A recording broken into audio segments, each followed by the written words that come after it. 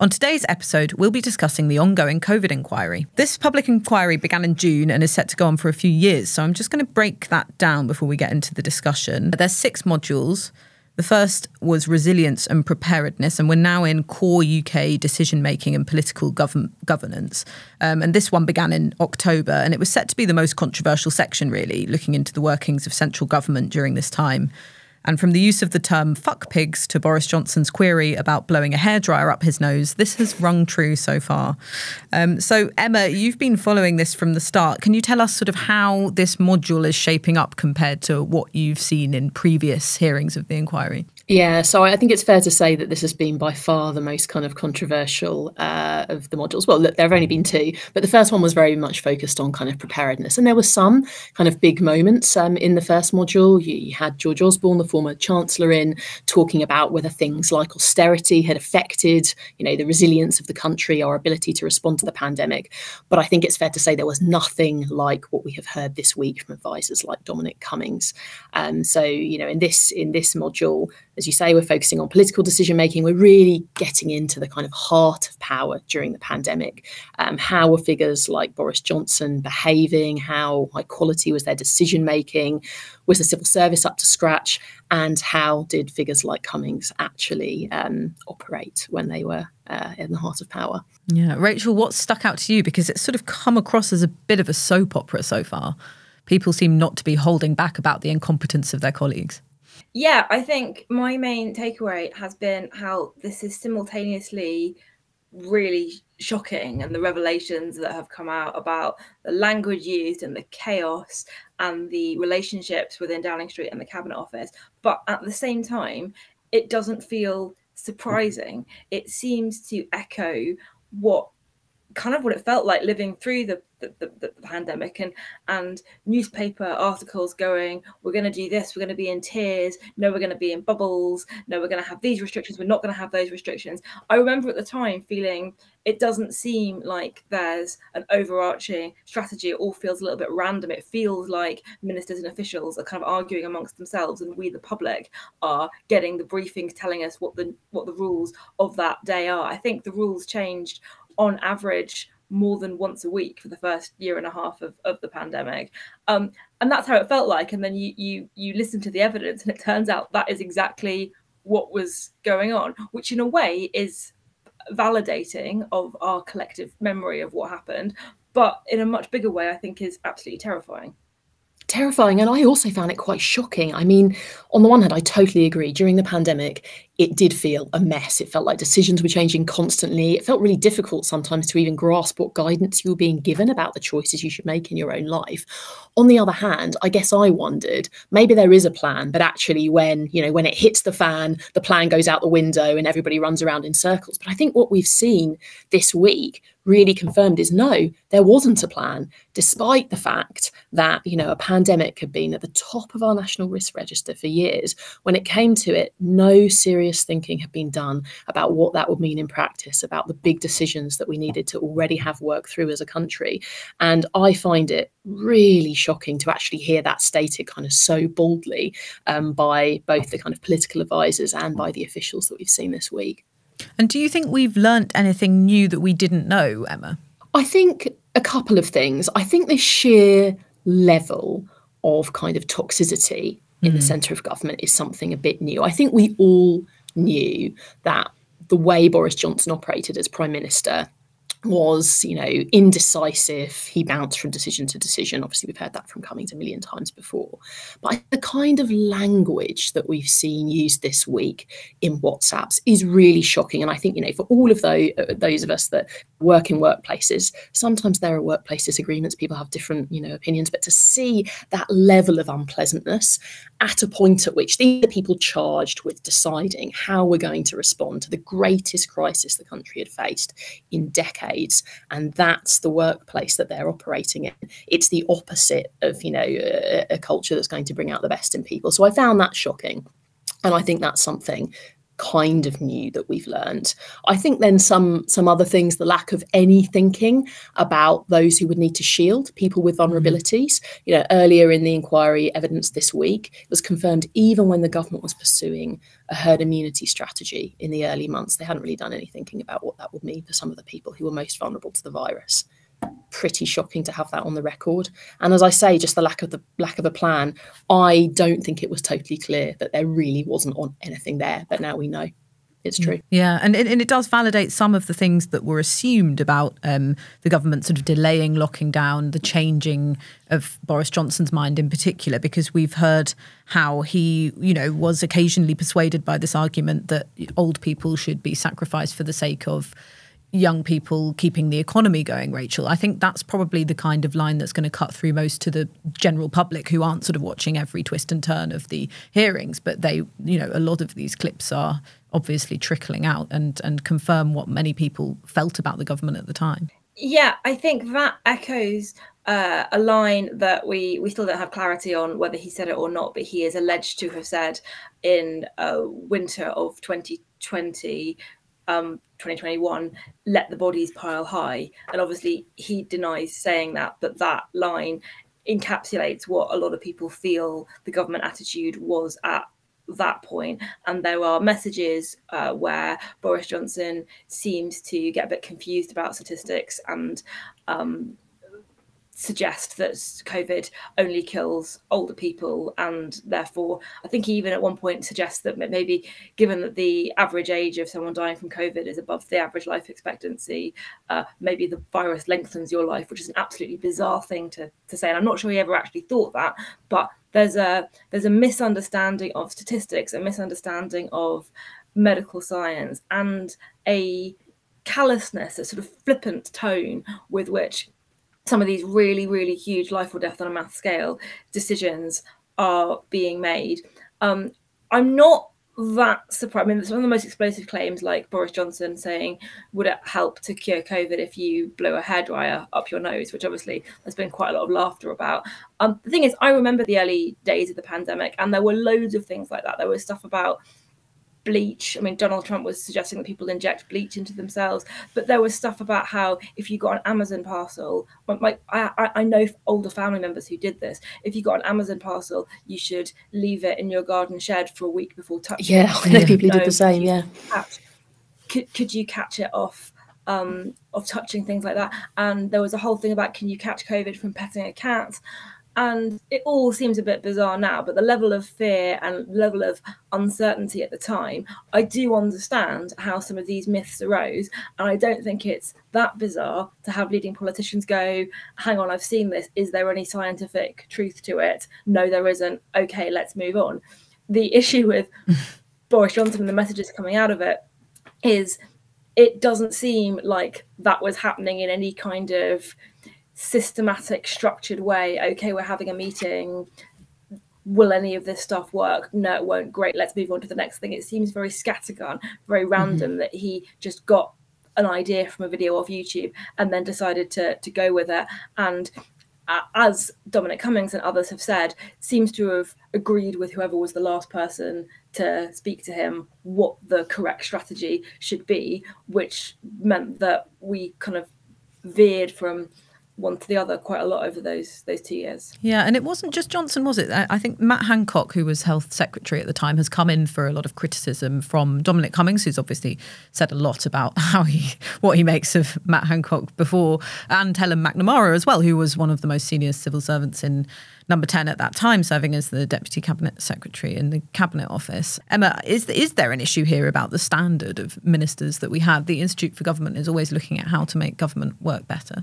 Well, I think there are a couple of things there. I mean, one of the things that came out actually in earlier testimony in this module was the amount of churn that we'd seen at a political and official level. Gus O'Donnell, the former Cabinet Secretary, in his testimony was saying that he thinks one of the real challenges, the real weak points for the performance of government was the fact that we had been through just so much change at a ministerial level. We had people in post who weren't experienced, who hadn't been in role for long. To be honest, we know the same was true on the official level. We saw, changes in Cabinet Secretary, changes in Permanent Secretary. And so I think there was a real problem of inexperience and people being new to briefs, then being asked to take on, this enormous challenge that even very experienced cabinet ministers and very experienced officials would have struggled with, let alone people who have been subject to the kind of turnover and just the level of stress they'd already been through. They've been through planning for a no-deal Brexit. We just, got through that barely, and then straight onto the pandemic. So I think that was one of the challenges. But look, there clearly are particular questions, I think, around Hancock. And it was really striking in the testimony that I watched from Helen yesterday, her kind of repeated setting out of Hancock, reassuring people in the centre of government that there was a plan, that it was there, that he could work from it. And then the point at which they actually asked for it, wasn't able to produce it. What does that tell us about him as a minister and what trust could be placed in him? There was also that really arresting image that got covered yesterday of her, wanting to, I guess, support him and checking on how he was dealing with the enormous level of responsibility put on his shoulders. And, his response was to adopt a batsman's stance and say they throw them at me and I knock them away. So I think, Hancock's going to be up in a couple of weeks' time, and the beginning of December. And I think that is going to be very interesting testimony. And you've been in the hearings, and Rachel and I have both watched previous hearings as well. I was watching Cameron and Osborne talk about answer questions about the potential impact of austerity on our resilience and response. And Rachel, you watched Matt Hancock's first round of evidence. And it is odd, isn't it? It must have been particularly odd this week, the contrast between this quite immature, often quite offensive and flippant language that you hear coming from the politicians and advisors, and the quite moving scenes from the floor of the inquiry room where you have the family members who have been bereaved, often holding pictures of the loved ones that they've lost. It's quite jarring, isn't it? It's jarring, and it's really, I can't overstate the fact that the inquiry in person is a serious and sombre atmosphere, as it should be. As you say, you have the kind of the gallery where members of the public, often kind of family members who have lost somebody during the pandemic, can sit, and they're right there looking at the witness who's giving evidence. They're kind of right next to them, kind of in their sideline. And on the front row are people holding pictures of family members that they have lost, hanging on every word. This is their opportunity to hear from the people that made decisions that have had such an enormous impact on the lives of them and those around them, that the atmosphere is very sombre. And actually the way that the inquiry is run in the room is that the kind of operational staff attached to the inquiry are constantly thinking about how those members of the public, those family members, are experiencing testimony, give them the opportunity to leave the room if it's becoming overwhelming for them. So on the one hand you have that, and then on the other hand you have witnesses like Cummings who are sitting in there using the kind of language that they're using. It's incredibly jarring, and I think is really difficult for family members who have lost people and those who have suffered in other ways. And it does constantly remind us, when these people are giving evidence of the things we do already know, but, are still shocking. So McNamara said she couldn't recall a single day when lockdown rules were obeyed in Number 10. OK, we know all about Partygate and those revelations, but just to have those things underlined in such a sombre official environment, people are speaking in terms of a judge-led inquiry. They have to tell the truth. I mean, it's quite depressing. It makes you outraged all over again. That's how I felt. And actually, I've noticed in recent weeks, sort of travelling around following canvassers around, for example, on the campaign trail, Partygate has come up a lot on the doorstep. And I think as journalists and as sort of policy wonks like yourself, Emma, we move at a faster pace, don't we, when we're thinking and covering politics than the public. But I think these things have really stuck around and people are still outraged. And this inquiry rolling on, and let's not forget Rishi Sunak's going to be in front of the inquiry before Christmas, we think, is just going to underline all of these quite hurtful things in the public's mind. Could have electoral consequences. Absolutely, and just underlines the gap between the people who were making decisions and the people who were subject to those decisions. I thought, again, one of the really striking things in Helen McNamara's testimony yesterday was talking about the very early days of the pandemic, kind of January, February. And she was, in various parent WhatsApp groups and could see that people wanted to know, when should we keep our kids off school? Should we be keeping them off if they have a cough or a cold? Or can I see my, their grandmother? Or is that dangerous? And they would desperate for kind of guidance. People wanted to do the right thing and they just wanted advice from government. And, Helen was describing being in meetings with the Prime Minister and other key advisors where they were just nowhere close to that, had no inkling of the kind of support that people needed kind of out there in real life. They were totally disconnected.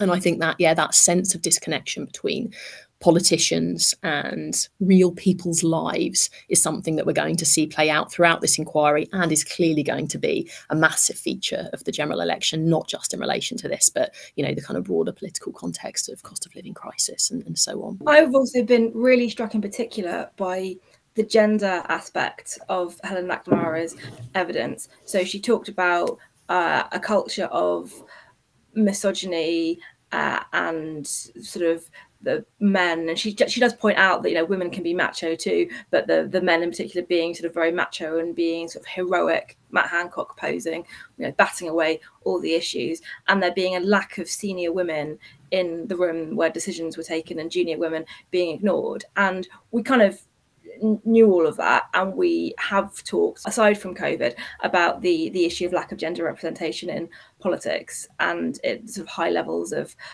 officials and civil servants and what that means in practice. But you saw it so starkly with the pandemic that issues which shouldn't be seen as women's issues but are more likely to affect women than men just got ignored. So what would the impact of school closures be on childcare if you've got two parent families who are now both expected to work from home? I was involved in one of those families.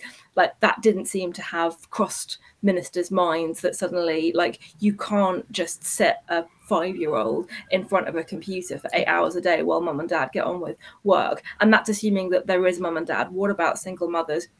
What about the issues of domestic violence? It took them 3 weeks to come up with like a lockdown exemption for women who were facing domestic violence from their partners. And even when they did, that there wasn't like sufficient help and support available. One of the most, and it makes me angry just thinking about it now, one of the most cruel aspects of the lockdown was, I think, that pregnant women had to go to appointments and in some cases give birth or suffer miscarriages without their partners there, because those are the rules. And you've got stories, heartbreaking stories of fathers waiting in hospital car parks, not knowing if their wife or their baby, how they're doing. And these are the kind of things that, like, I feel like if you had more input from a wider range of people, you might have focused on those issues. Instead, we had, and Helen McNamara said this in her evidence, you had more of an emphasis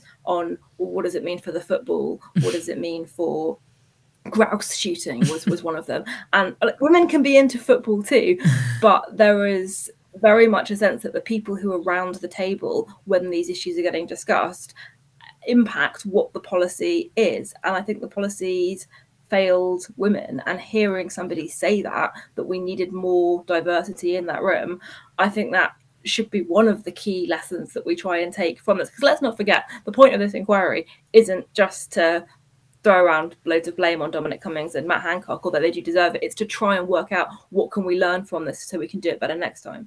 Exactly. And I think that's the key point when we're talking about how it feels in the room and you're seeing, these people sitting there holding up pictures of family members, you're really reminded, of course, the way it's covered in the press is Dominic Cummings calling people fuck pigs. But what actually matters here is, what are we learning that the inquiry can recommend changes? Because that's the whole purpose of this inquiry, right? That you come up with a series of recommendations that mean if we ever experience anything like this again, we do so much better. And whether it's making sure you have the right voices in the room, that you are thinking through what this means for victims of domestic violence, what this means for pregnant women, what this means for people with other vulnerabilities, that you're doing that work now. And it feels like the big challenge for the inquiry is turning all this information they're gathering into a series of recommendations that actually stick. And just lastly, Emma, maybe you can tell us, these inquiries happen periodically and they give these recommendations based on what they hear. How often is it that they're taken on and absorbed into the government machine? So sometimes they are, and actually some of the big important changes that we've seen in all sorts of sectors relate to public inquiries. Something like, say, enhanced CRB checks, the kind of checks we do on criminal records for people who might be working with young people. Some of that comes from a public inquiry, the Soham inquiry after a really horrific set of child murders some time ago now. So sometimes they lead to real change, but actually it's very ad hoc. Right. There are no formal rules or procedures around what happens to a set of recommendations that an inquiry comes to. It's, to be honest, pure luck whether or not they're implemented. It might be that they have a chair who, after the inquiry has completed, has the time and energy to act as an advocate for those and to really push for change. And you've seen that with some inquiries, like Robert Francis after Mid-Staffs. He did a huge amount of work to try and make sure those recommendations were implemented. But you can't expect that of most inquiry chairs. You know, they're often practicing judges who have to go back to their day jobs. And there is no rule that says government has to put these into practice. And actually, I think it's a massive gap.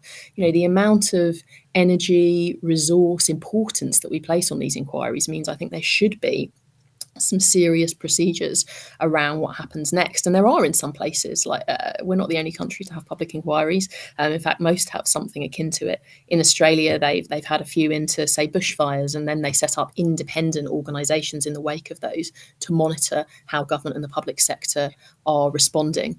Northern Ireland does something similar. They have just started charging their equivalent of the NAO and their audit office with tracking whether or not recommendations are being implemented. And so, you know, I hope that the COVID inquiry recommendations are taken on, and I'm sure that the inquiry are doing things to try and make that more likely. Things like interim reports are a really good sign, not waiting until the very end of an inquiry to tell government what you think. But we do need to see some bigger changes there. Thanks so much for watching. We'd love to know what you think. Please make sure you leave your comments below. And if you enjoyed watching this podcast, you can watch more of our videos on our YouTube channel. And don't forget to like and subscribe.